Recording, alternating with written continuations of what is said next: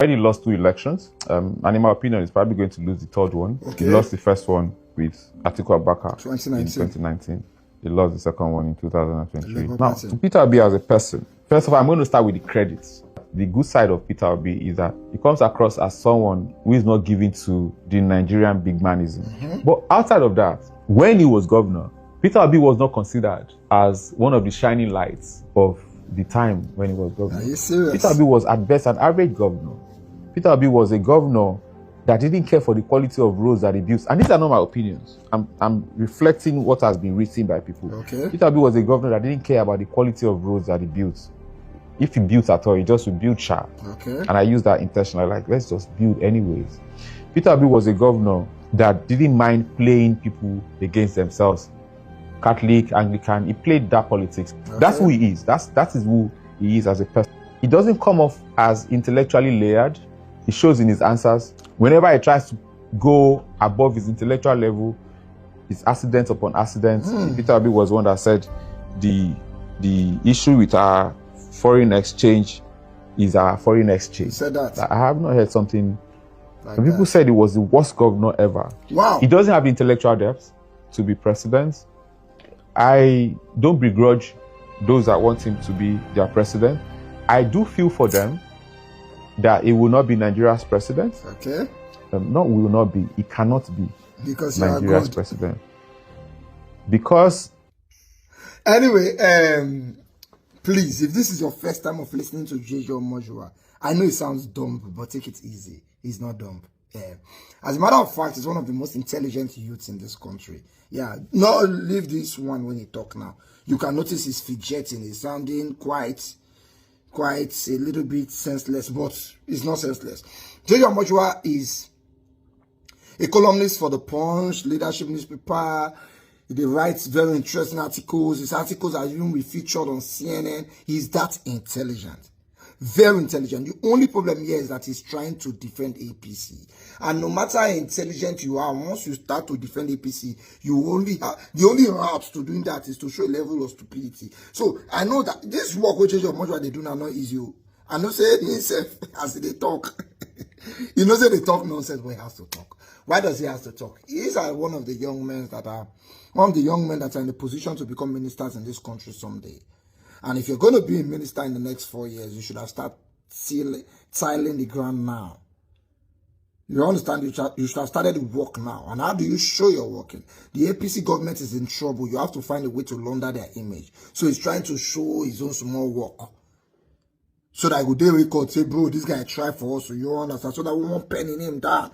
For minister tomorrow, he will be sellable. But let me try to attend to some of the things he said. One, he said the advantage, the credit of Peter Obi is that it doesn't come off as that person who has the Nigeria type of big manism. That's not the only credit. He's not a thief. Add that one to it. He does not insult people up and down like your political class now. Add that one to it. He has never been probed for stolen money. Add that to it. And he's the only man in Nigeria that politicians have not seen one thing illegal to hold him with. Please add that one to it. Now let's go to the kind of roads he did when he was the governor, because according to you, my big brother J.J. Mojua, your ideologies that you tabled on this altar now things when people write. The next question is, who are those people that wrote it? We would like to see the people that wrote it, because if you want to find out if Peter Obi actually did good roads, you ask people from Anambra State who live in Anambra State. You will not go and take things that Ireno Mokri, who is on exile, wrote. So the people of Anambra State, those of you who lived in Anambra State where Peter Obi was governor, please, you're under this comment section.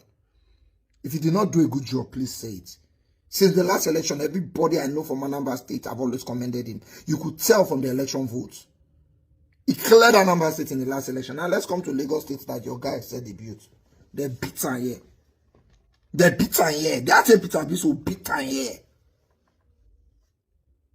So I really don't understand. If you want to know if Peter Obi did bad in Anambra State and people did good in Lagos, let the two of them work in their states without security. Just leave Tinunu is true for Ikeja. May just true without security. Then leave Peter Obi is true for Oka. You know who take off the people. Now let's come to the things Peter Obi have done, because sometimes you people just want to go blind to the things they have done. But it's our job to be reminding you. Anambra State was so poor in WAEC, they were almost last before Peter Obi entered. When he entered, they became first in rating. Can we continue? Many students in Anambra State secondary schools have only seen laptop in picture before Peter Obi came. Do not forget, not be recently be governor. He was governor in 2009, I mean something like that. Yeah, that was around the period. I think he left governorship in 2014. I'm talking about 11 years ago, where many people had not seen computer before. Peter Obi supplied HP to secondary school. Secondary school senior prefect had the number of the governor. He was able to rebrand education in the state.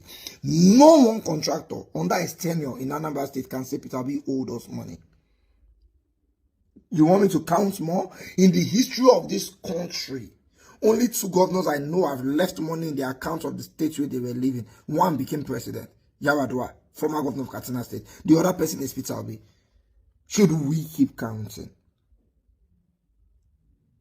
You see, if you have your candidates and you want to market your candidate, market your candidate. But because there's nothing to market your candidate with, you focus on discrediting another person who is not the president of this country. Peter Obi is not the president of this country, so trying to discredit him. He's not the only person running for presidency. Focus on the rest. Because by him, the masses, they behind. So they need somebody that the masses respect to discredit him. That's why JJ Omojua comes to play. If you go and check this interview on Instablog, they pin them for top of their page. It tells you it's a sponsored post. Instablog will pin your video for top of their page. Where you be? You know how much you will pay. But they pin 2. Not be 1, 2. It tells you it's a sponsored post. He wants this post to be seen by the political elite so that he's put in the good book. Waiting will go shop like the warrior of us for this country. But you see, Nigeria will be redeemed whether some of us like it or not. So my big boss, JJ Omojua, you're a very intelligent man, eh? And I know say you the shame for yourself for this interview you do. You understand? But not first. Now so they be. APC market had to say. He had to say. I know when you watch it finish, you gotta wonder whether now your brain. Now you say talk there. We understand. We forgive you. You are a very intelligent man and we love you. Me, Prince Will, I love you because of your level of intelligence. But if they tell you next time, say go and discredit Peter Obi, not try him. You only make a fool of yourself.